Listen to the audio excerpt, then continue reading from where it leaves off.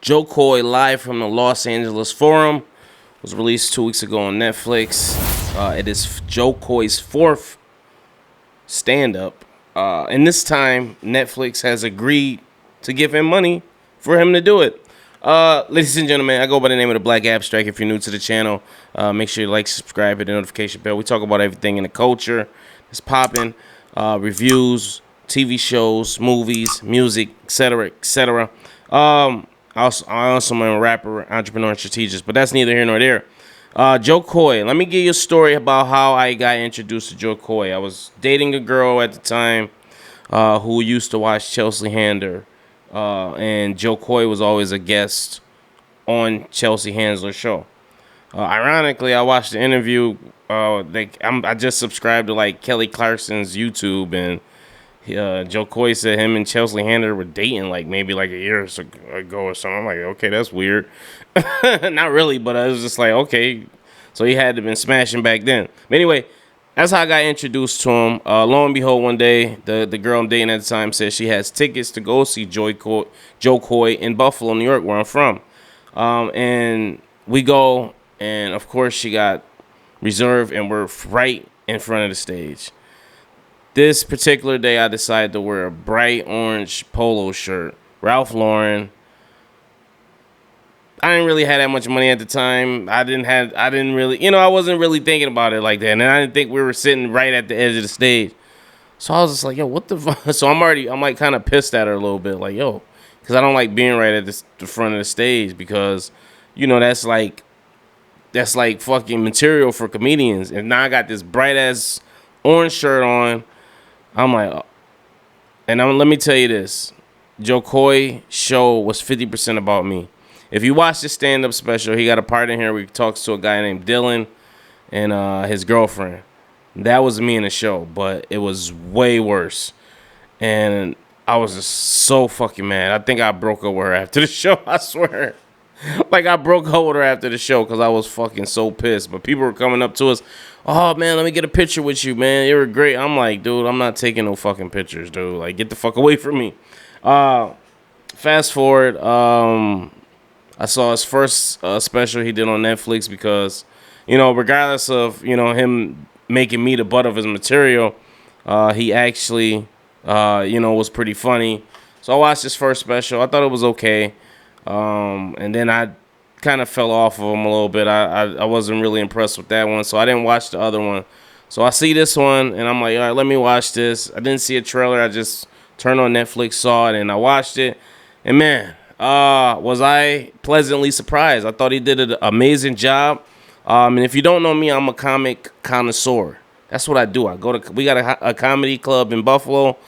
Prior to that, I used to actually promote for a DJ and promoter in Buffalo who's big time, semi big, but he used to bring comedians to Buffalo, and I used to help him promote. In return, he would give me pretty cool seats for whatever date I chose to bring that particular week. And so Joe Coy is he's one of those comedians that he's relatable. He talks about his culture to help you get experience from it. He makes fun of it. He's kind of like Kevin Hart in a sense where he pulls from his family. I remember reading Kevin Hart's book, and he was learning how to write material, and his jokes, he used to just be like some comedians just could tell punchline jokes, and it's not really coming from a place. It's just observational comedy. Their comedy, but some particular comedians, they pull inspiration from their real life family members, kids, work. That's the type of comedian Joe Coy is. He's very observational in the stance. He just pulls from everything around him. That's how Kevin Hart is. Kevin Hart is obviously not as funny as he was for whatever reason. We don't know. But Joe Coy still has that it factor. And I think the thing with Joe Coy, it seems like he's getting better as time is going along. So the whole thing about the pandemic and, everything we were going through with the mask, and then, trying to get over on the security guys with the mask, I thought was hilarious. I love how he talk about how Philippines love, you know, black culture, and how Philippines, you know, they got Mexican and Latino in them, and how those people relate to him so much. That's why they come to his shows, and then all the Mexicans start whistling and shit, and he's just a master at what he does.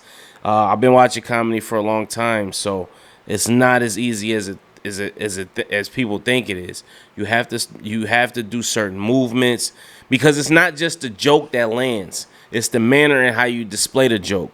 So your head has to move a certain way. You gotta fucking make a funny face. You have to really be a master at what you do when it comes to this comedy shit. And I applaud people who take their craft seriously and do it well. And Joe Coy is one of those people. Go check this out. I told my boy today, him and his girl should watch this special. I've been telling anybody I can to go watch this special. I watched it with my girl, and she didn't really like the last special that much. She thought it was okay. But she watched this and she was fucking hollering, you know, especially about the CPAP, because I got sleep apnea. So that part was pretty funny. Listen, you know, I'm a mic guy. I rate everything with mics. Well, I'm a music guy, so I rate everything with microphones. Out of 5 microphones, I'm going to rate Joe Coy's new special and give it a 4. I think it was great. I thought it was, you know, it's a couple of jokes that maybe didn't hit. You know, it's not perfect, but I think it's the closest thing we're going to get to a perfect stand-up right here and now. Post your comments. I want to know what you guys thought about this. Make sure you like, subscribe. Check out my playlist right here. And also check out my video dedicated to my grandma who passed away. Peace.